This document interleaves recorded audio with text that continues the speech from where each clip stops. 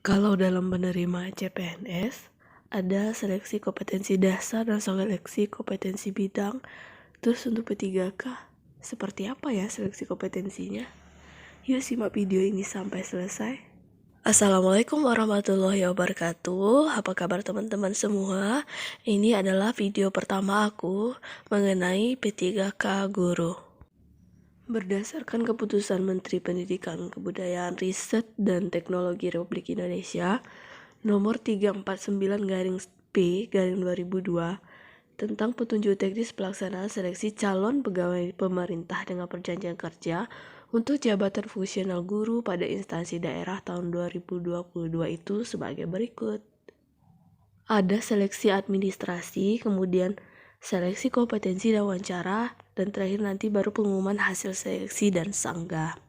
Untuk guru, pelamar yang dapat melamar untuk mengikuti seleksi sebagai CIP, calon pegawai pemerintah dengan perjanjian kerja untuk jabatan fungsional guru pada instansi daerah tahun 2022 itu terdiri dari 2 kategori.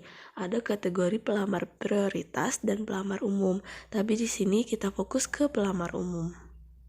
Setelah selesai proses seleksi administrasi, kemudian dinyatakan lulus, masuk ke seleksi kompetensi.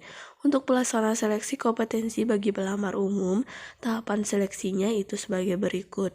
Pelamar melaksanakan seleksi kompetensi di tempat ujian kompetensi yang ditetapkan oleh Kemendikbudristek. Kemudian peserta yang lulus nilai ambang batas pada seleksi kompetensi akan diurutkan melalui sistem berdasarkan nilai tertinggi. Nah, ini untuk menentukan calon P3K yang mana yang untuk jadi jabatan fungsional guru.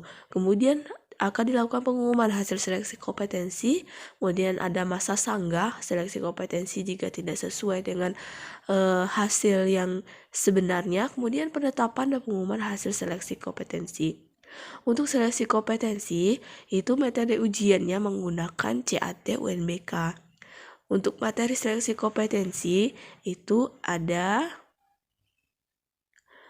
1, 2, 3, dan 4. Untuk kompetensi teknis itu sesuai dengan mata pelajaran dengan jumlah soal 80-100. Kemudian kompetensi manajerial itu ada 25 soal. Untuk waktu kompetensi teknis itu adalah 125 menit. Kemudian manajerial 25 menit. Kompetensi sosial kultural itu ada 20 soal dengan waktu 15 menit. Dan wawancara ini dijawab secara tertulis itu ada 10 soal dengan waktu 10 menit. Untuk materi seleksi kompetensi teknis itu disesuaikan dengan bidang teknis atau jabatan yang berkaitan dengan teknis jabatan.